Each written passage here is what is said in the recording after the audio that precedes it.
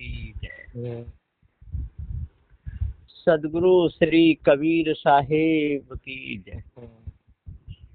बंदी छोर सदगुरु देव की दया से सदग्रंथ सत्य के खोजी बालक ये नाटक है। इसमें जो 9 बालक सत्य की खोज के लिए निकले, उसमें जब भ्रम किसी को होता है, किसी को कुछ होता है, कोई राम की भक्ति में अटकता है, कोई कृष्ण की भक्ति में अटकता है, बच्चे आगे अपने पद में बढ़ते हैं। जब सुशील अटक जाता है तो आगे और बच्चे बढ़ते हैं। गोविंद, भैया तेरी बात तो सब ही सही और तर्क सिद्ध है, चलो भैया तुम्हारे संग, सहारे ते मोकू हूं, परमात्मा की तलाश है जावेगी। गोविंद को भी साथ लेकर बच्चे उन त्रिकांडी महात्माओं के पास आते हैं और उनको दंडवत प्रणाम करके बैठ जाते हैं। त्रिकांडी महात्मा, कहो बालको, तुम सब कुशल हो तो कहो, तुम्हारा भजन ध्यान कैसा चल रहा है? ज्ञानेश, गुरुजी आपके बताए अनुसार तीर्थ व्रत ध्यान धारणा जा विस्मरण आदि साधना करके हमने परमात्मा बहुत ढूंढ्यो, परंतु आज तक तो परमेश्वर हमको नहीं मिले।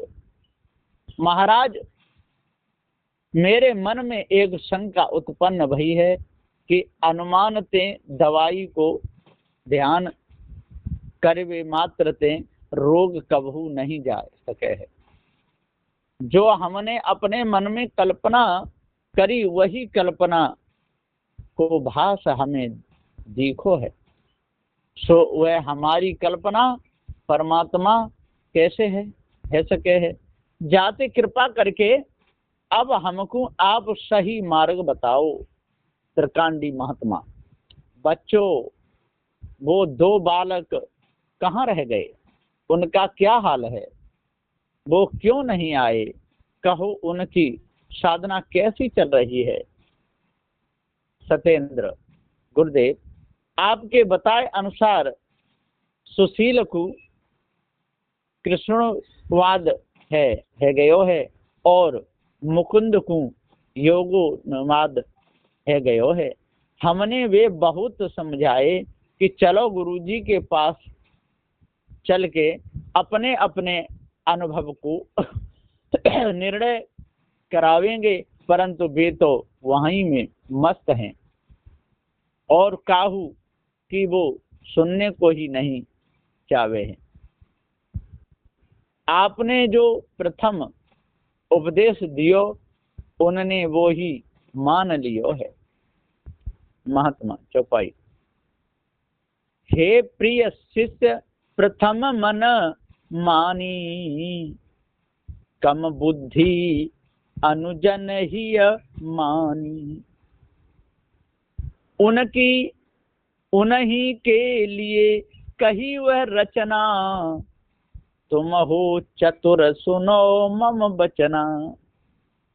तुम्हारे लक्षण प्रसन्न सुहाए, बुद्धि चातुर्य देखे मन भाए। तुम सर्वोत्तम ज्ञान अधिकारी, उनने मोटी बुद्धि समारी। वाही योग हते वे सबही, तुम पुरुषार्थी आगे चलही। अब सुनो सार गोप्य उपदेशा, निर्गुण ब्रह्म अलख अवरेशा। हे बच्चों, मैंने पहले जो उपदेश दिया था वह कम बुद्धि वालों के लिए दिया था। अब आप चतुर बुद्धिमान मालूम पड़ते हैं, तुम्हारे लक्षण प्रसन्न भाव भक्ति को देखकर हम तुम्हें ज्ञान का अधिकारी समझते हैं। अब तुम मेरे सार गोप्य उपदेश को सुनो, हम तुम्हें सर्वोत्तम ज्ञान मार्ग का उपदेश देते हैं। लावनी, वो परम तत्व परमात्म वेद जाय निर्गुण ब्रह्म बतावे हैं।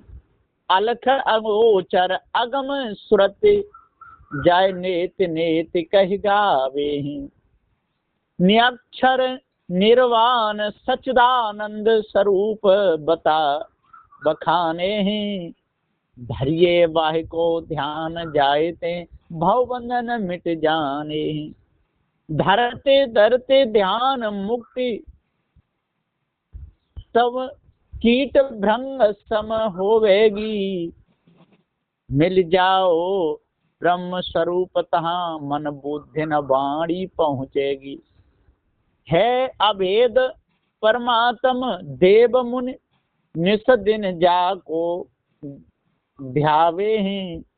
अलख अंगोचर अगम सुरत जाय नेत नेत कही गावे हैं। देखो परम तत्व परमात्मा को तुम निर्गुण समझकर निर्गुण ब्रह्म का ध्यान करो तथा सदा अगम गोचर ऐसे ऐसे शुद्ध ब्रह्म के ही गुण गाओ। मन बुद्धि वाणी भी जिस ब्रह्म का भेद नहीं जान सकती सो अभेद है। वेद ने भी जिसका गुणगान नेत नेत कह के गाया है, ऐसा अपार वह परमात्मा है। वह पर ब्रह्म अलख है, अंगोचर है, न्यक्षर है, निर्वाण है। सोई सच्चिदानंद ब्रह्म स्वरूप ही दृश्य में अटल धारणा करो। ऐसा ध्यान करते करते कीट भ्रंग न्याय से तुम भी ब्रह्म स्वरूप में एक होकर मिल जाओगे। ठंडी गर्मी सहन करो और ब्रह्म पद को चित्त में धारण करो। 72 यदि परमात्म से मिलना जल्दी चाहो खाक तन में रमा बन तपस्या करो। हो ठाड़े सूरिया दिगंबर जति ताप पंचागिनी बा सहन जल करो। और भी जल्दी परमात्मा को तुम चाहो काशी करवट में प्राणों का त्यागन करो। जल समाधि व थल समाधि लेओ तब सहज मुक्ति पा खुद को पावन करो। देखो देह में सर्वांग में खाक लगाकर वन कंदरा गुफा में जाकर रहो, या ठाड़ेश्वरी हो या दिगंबर या मौनी बनो, देह को सुखाए डालो, या तो हरदम ऊपर को मुंह किए रहा करो, या एक भुजा को ऊपर उठा के लिए कर लो, या धूम्रपान करो। गर्मी में पंचाग्नि तापो, ठंडी में जलशयन करो। यदि तुम्हारे ईश्वर मिलने की दृढ़ता होवे और स्वर्ग जाने की तीव्र इच्छा हो तो देह का मोह छोड़कर जीवन अर्पण कर देने से तुमको निश्चित रूप से परमात्मा मिल जाएगा। यदि और जल्दी परमात्मा से मिलना चाहते हो तो तीर्थ स्थानों में जाकर जलशैया, अनलशैया, शूलशैया पर शयन करो, अथवा काशी करवट में कूदकर मरो, या तो हिमालय में जाके भैरव झंपा से कूदकर प्राण त्याग करो, या पृथ्वी में गड़कर जीवित समाधि लो, या गले में पत्थर या घड़ा बांध कर नदी में कूदकर जल समाधि ले लो। इससे सहज में तुम्हारी मुक्ति हो जाएगी। या 60 चक्र भेदन करके पांचों प्राणों को ब्रह्मांड में चढ़ा के कुंभक क्रिया द्वारा ब्रह्मरंध्र को वेधन कर मस्तक में श्वास रखकर खोपड़ी फोड़कर देह छोड़ दो तो प्रत्यक्ष ही तुम ज्योति स्वरूप परमात्मा में मिलकर जीवन मुक्ति विदेह मुक्ति पा जाओगे। गुरबा लोगों की ऐसी बातें सुन के दो बच्चे इन साधनाओं में लगकर अपने प्राणों को खो बैठे। वो बालक थे राकेश और गोविंद। एक ने जल समाधि ली, एक ने थल समाधि ली और शरीर का त्याग कर दिया। इन बच्चों के माता पिता विलाप करते हैं और उन त्रिकांडी महात्माओं के पास रोते चिल्लाते जाते हैं। त्रिकांडी महात्मा उनको धीरज बधाते हैं और वापस लौटा देते हैं।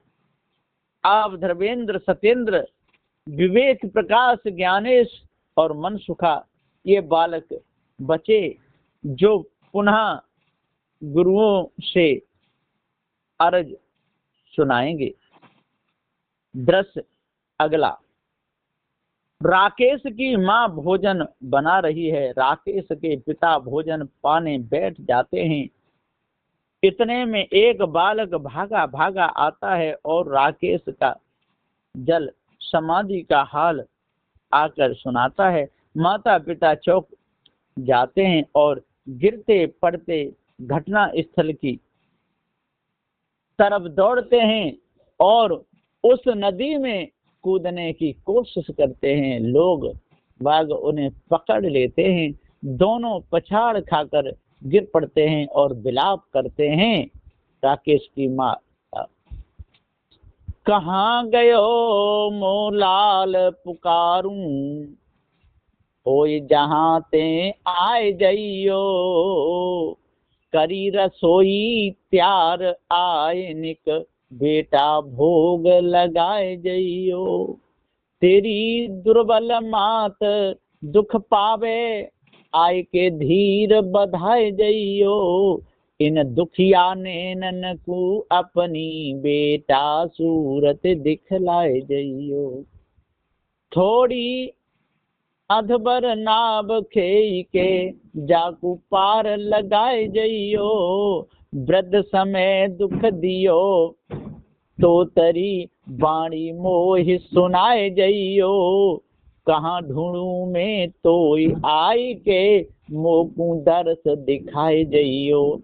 करी रसोई त्यार आयन का, बेटा भोग लगाए जइयो। राकेश के पिता दोहा, बेटा छोनो तात सुत, हा मम प्राण आधार।